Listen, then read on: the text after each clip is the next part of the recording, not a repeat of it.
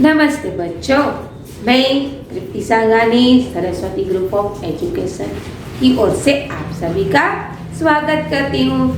बच्चों, पिछले क्लास में हमने इकाई नंबर 4 देश के नाम संदेश इस पत्र का अभ्यास किया था। आज इस क्लास में हम इकाई नंबर 5 जो एक कविता है धरती की सार उसका अभ्यास करने जा रहे हैं। लेकिन उससे पहले पिछले क्लास में जो अभ्यास किया था उसको फिर से दोहरा लेते हैं। पिछले क्लास में हमने देखा था कि किरण ने अपने मित्र हर्ष को एक पत्र भेजा है। वह पत्र और कोई नहीं है, जो अब्दुल कलाम जी ने देश के नाम जो ईमेल भेजा था उसी को उसने इस पत्र में लिख कर दिया है।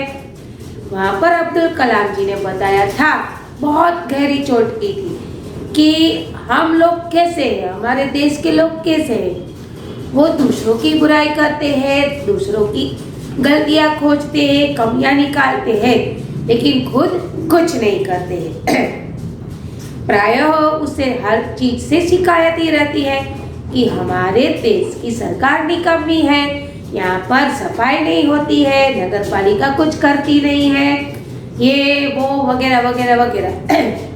लेकिन वही इंसान अगर अपने देश से बाहर जाए तो वो अच्छा इंसान कहलाने में जुट जाते हैं।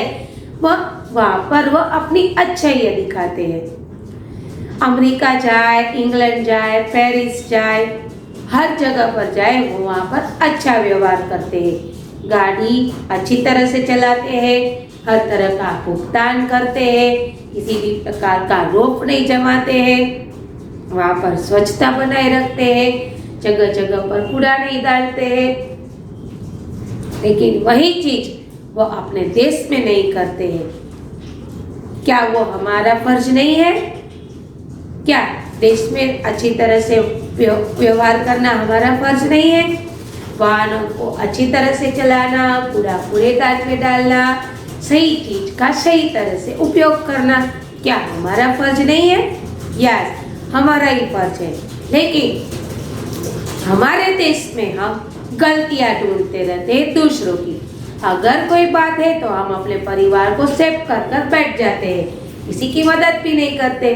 लेकिन दूसरे देशों में जाकर वहाँ पर अच्छा व्यवहार करते हैं, अच्छे इंसान बनते हैं। वही चीज यहाँ पर नहीं करते हैं। तो इस ईमेल के जरिए अब्दुल कलाम जी ने बताया था कि हमें अपनी संस्कृति, अपनी इंसानियत को पहचानना है और अच्छा व्यवहार करना है, हमारे देश को आगे बढ़ाना है, विकास करना है। लेकिन किस प्रकार? अच्छे व्यवहारों से, अच्छे नागरिक बनकर। ठीक है, तो यह तो बात हुई इकाई नंबर 4। अब बात करते हैं इकाई नंबर 5 धरती की सार। यहाँ पर मनुष्य की शक्ति, बुद्धिमत्ता का गान किया गया है। इस गीत में मनुष्य को श्रेष्ठ बताया गया है। मनुष्य चाहे तो बहुत कुछ कर सकता है, पूरी पृथ्वी का विनाश भी कर सकता है और पृथ्वी को ऊंचाई पर ले जा सकता है। इतनी ताकत मनुष्य के अंदर है।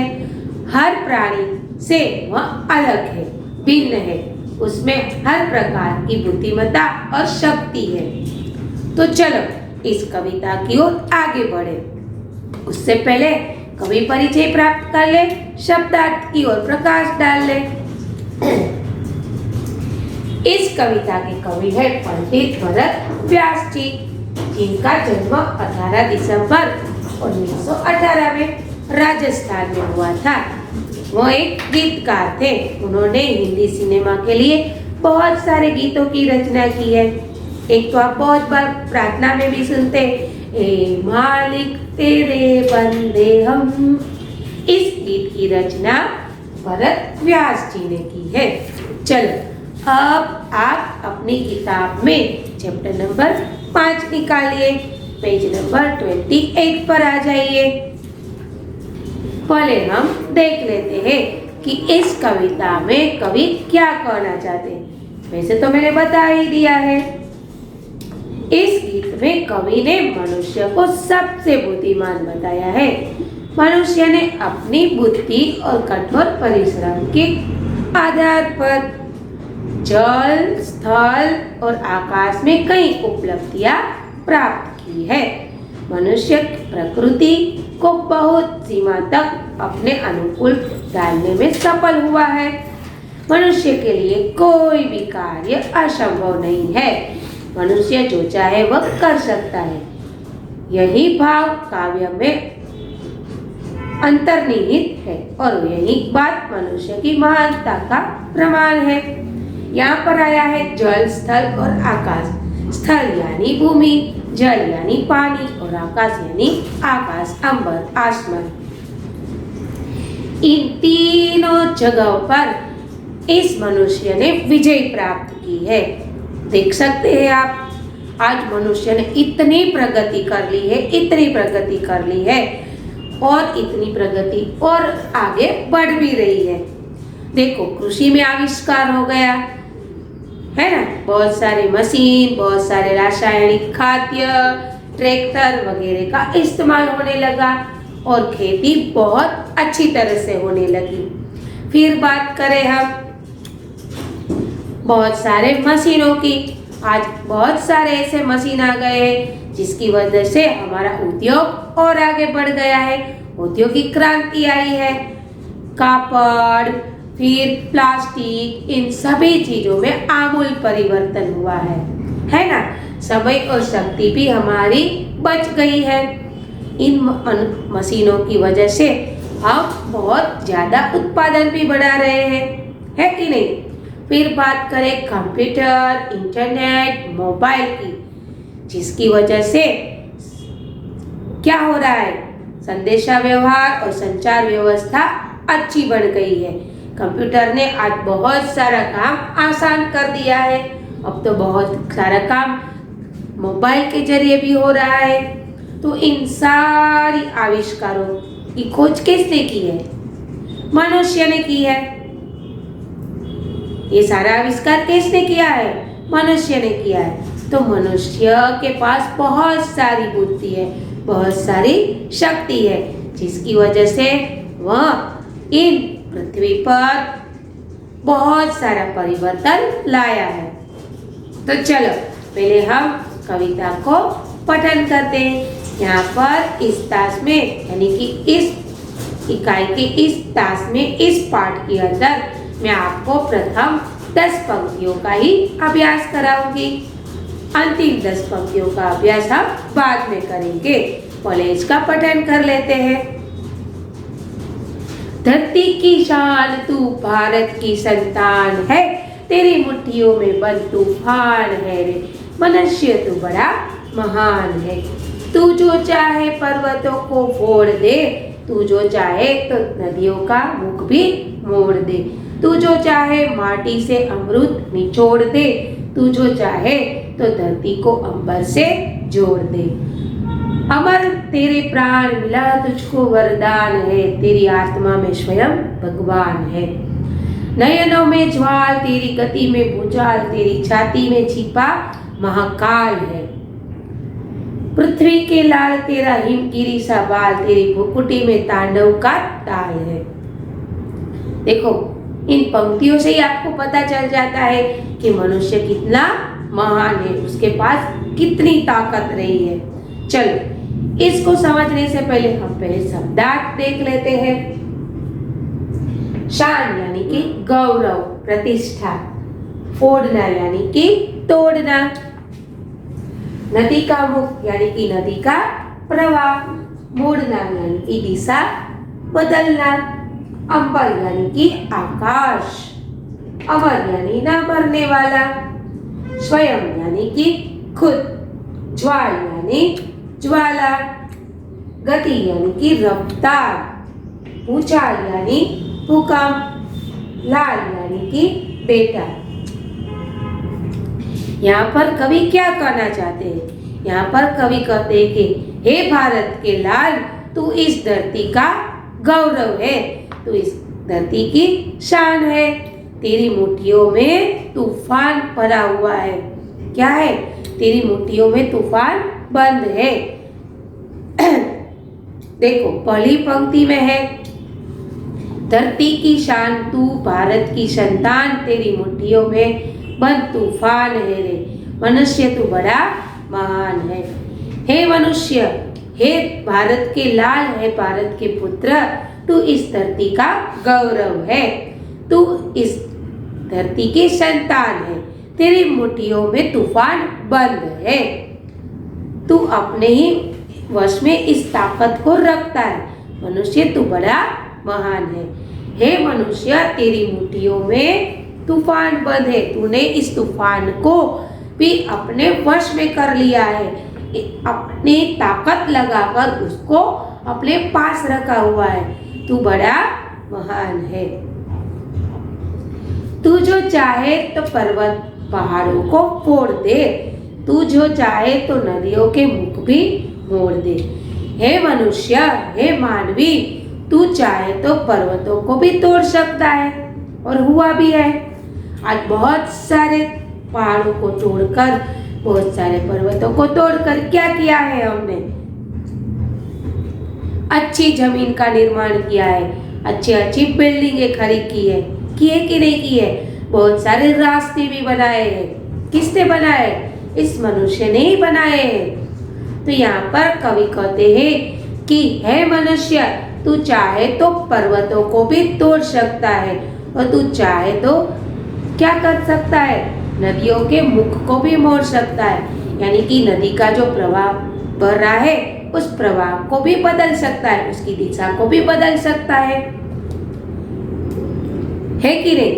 आज नदियों का मुख भी बदल रहा है, पर्वतों को भी तोड़ा जा रहा है, और ये तो बहुत पहले से शुरू हो गया है। जब आदि मानव थे उस काल से शुरुआत हो गई है कि नहीं? तो यहाँ पर कवि बताते हैं कि हे मनुष्य, तू चाहे तो इस पर्वतों को भी तोड़ सकता है, और नदी के पानी के प्रवाह को भी बदल सकता है। तुझ में इतनी ताकत है, तू इतना महान है। तू चाहे तो माटी से अमृत निचोड़ दे, तू जो चाहे तो धरती को अंबर से जोड़ दे। क्या कहा है यहाँ पर कि हे इंसान, हे पुत्र, हे मनुष्य, भारत के लाल, भारत के सपूत, तेरे पास बहुत सारी शक्ति है। तू क्या कर सकता है? तो तू माटी से भी अमृत निचोड़ सकता है, यानी कि माटी को निचोड़कर तू अमृत की प्राप्ति कर सकता है। और तू चाहे तो धरती और आकाश को एक कर सकता है, इन दोनों को जोड़ सकता है। तू चाहे तो मिट्टी से अमृत निकाल सकता है, और तू चाहे तो धरती को आकाश से जोड़ सकता है। अमर तेरे प्राण, मिला तुझको वरदान, तेरी आत्मा में स्वयं भगवान है। क्या कहा है? तू अपने अनोखे कार्य से, अपने अनोखे कामों से भी अमर हो सकता है।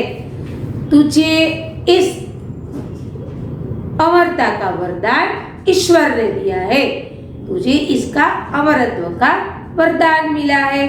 तेरी आत्मा में स्वयं परमात्मा बैठे हुए हैं। देखो क्या कहा है, कैसे हम अच्छे अच्छे कार्य कर कर मर कर भी अमर हो जाते हैं।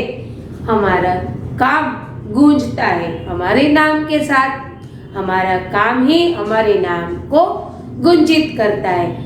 यदि हमने अच्छे अच्छे कार्य किए हैं, अच्छे कर्म किए, तो इस कर्म से हमारी प्रतिष्ठा हमारे मरने के बाद भी अमर रहती है।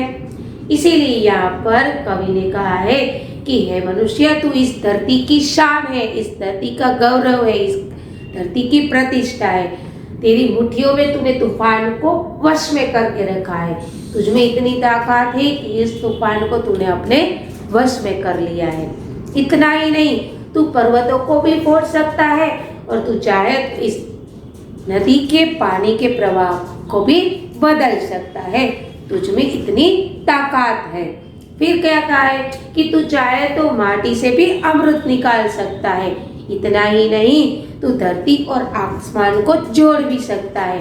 इतनी तुझमें ताकत है। अमर तेरे प्राण, मिला तुझको वरदान, तुझे अमरत्व प्रदान किया गया है। तुझे उसका वरदान मिला है, लेकिन किस तरह? तू अच्छे काम करता है, अच्छे कार्य से तू मरने के बाद भी जिंदा रह सकता है, अमर बन सकता है। तेरी आत्मा में स्वयं भगवान निवास करते हैं। नयनों में ज्वाल, तेरी गति में भूचाल, तेरी छाती में छिपा महाकाल है। हे मनुष्य, अगर तू क्रोधित हो जाए, देखो तेरी नयनों में ज्वाल, नयन यानी आंख, चक्षु, नेत्र, क्या कहा है? हे मनुष्य, यदि तू क्रोधित हो जाए तो तेरे नेत्र से आग बरसा सकता है। क्या कर सकता है? तेरे नेत्रों से आग बरसा सकता है। तेरी चाल में वह शक्ति है जो भूकंप में होती है। गति में, तेरी गति में भूचाल है। क्या कहा है कि हे मनुष्य, यदि तू क्रोधित हो जाए तो तेरी आंखों से आग बरसा सकता है। इतना ही नहीं, तेरी चाल में वह शक्ति है कि तू भूकंप भी ला सकता है। फिर कहा है तेरी छाती में छिपा महाकाल है। तेरी छाती में महाकाल रूपी शिव बैठा हुआ है। क्या है? तेरी छाती में महाकाल रूपी शिव बैठा हुआ है। तो बच्चों, हम यहाँ तक अभ्यास करते हैं। अगले क्लास में यहाँ से इस कविता को आगे बढ़ाएंगे और उसको खत्म करेंगे। ठीक है? मैं आशा करती हूँ कि आप लोगों को इतनी पंक्तियों का भावार्थ अच्छे से समझ में आ गया होगा। फिर से दोहरा लेती हूँ कि इस कविता के कवि हैं पंडित भरत व्यास जी, जिनका जन्म 18 दिसंबर 1918 में राजस्थान में हुआ था। वह एक गीतकार थे। उन्होंने हिंदी सिनेमा के लिए बहुत सारे गीतों की रचना की है। ए मालिक तेरे बंदे हम, गीत की रचना भरत व्यास जी ने की है। यहाँ पर इस कविता में मानव की बुद्धि और शक्ति का गान किया है कि मनुष्य के पास बहुत सारी शक्ति और बहुत सारी बुद्धि है, जिसकी वजह से आज इस पृथ्वी पर उसने बहुत सारे बदलाव लाए हैं। ये मनुष्य इस धरती का गौरव है, इस धरती की प्रतिष्ठा है। उसके अंदर बहुत सारा तूफान है। वो चाहे तो बहुत कुछ कर सकता है। आज बहुत कुछ हमें देखने को मिलता है क्योंकि हमारे जीवन में बहुत सारा परिवर्तन आया है। नए नए यातायात का विकास हुआ है, जिसकी वजह से हम बहुत सारी उड़ानें भर सकते हैं, एक जगह से दूसरी जगह आसानी से जा सकते हैं। फिर मैंने बात की थी कि कंप्यूटर और मोबाइल का आविष्कार हुआ, जिसकी वजह से आज पूरी दुनिया में बहुत सारा परिवर्तन हुआ। पूरा विश्व छोटा बन गया, यानी कि अब हम एकजुट हो गए हैं, आपस में मिल सकते हैं, जुड़ सकते हैं। पहले विश्व बहुत दूर दूर था, अब नजदीक आ गया है इस इंटरनेट के माध्यम से। तो ये सारा परिवर्तन किसने किया है? इंसान ने किया है। ये सारी खोज किसने की है?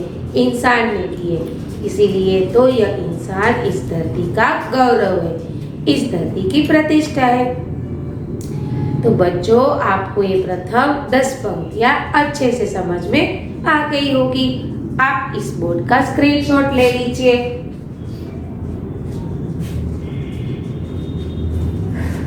जिसकी वजह से आप अच्छे से वर्कशीट लिख पाए। इस क्लास के बाद आपको एक वर्कशीट दी जाएगी। आपको वो वर्कशीट अपनी बुक के अंदर दिनांक, विषय, विषयांक, इकाई नंबर और इकाई का नाम लिखकर अच्छी तरह से खत्म करनी है। अगले क्लास में फिर मुलाकात होगी। इस कविता को आगे बढ़ाएंगे, कविता को खत्म करेंगे और कविता को समझने का प्रयास करेंगे। तब तक के लिए अलविदा, धन्यवाद।